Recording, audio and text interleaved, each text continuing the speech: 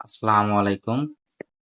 আজকে স্বাস্থ্য নিয়ে আলোচনা না করে একটু ব্যতিক্রম কিছু নিয়ে আলোচনা করার চেষ্টা করবো ইনশাল্লাহ। সেটা হলো যে শতাব্দীর এবং বাংলাদেশের স্বাধীনতা পরবর্তী সবথেকে ভয়াবহ যে ট্রেজেডি আমাদের দেশে ঘটে গেল, না কোনো যুদ্ধ না কোনো বোমা, একটা দুর্ঘটনা, একটা যুদ্ধ বিমান ভুলবশত একটা স্কুলে পড়ে যাওয়ায় যে হতাহত হলো, হয়তো বা এটা একটা কোনো মানে একটা যুদ্ধের থেকে কম না, এমন একটা ভয়াবহ ঘটনা ঘটে গেছে।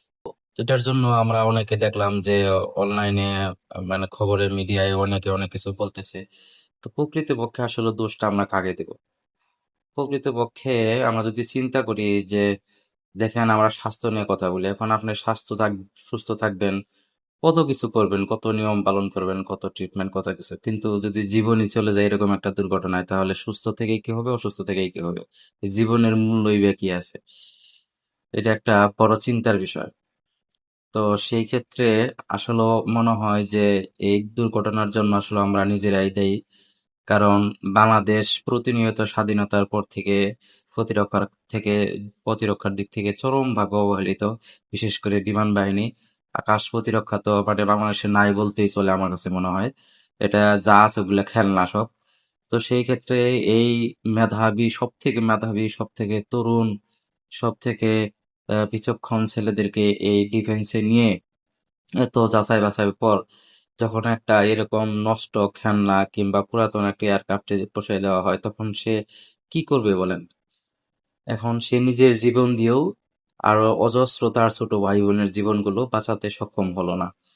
সে বিদায় হলো এবং কত শত শত নিষ্পাপ ফুলের মতো জীবনগুলো ঝরে গেল।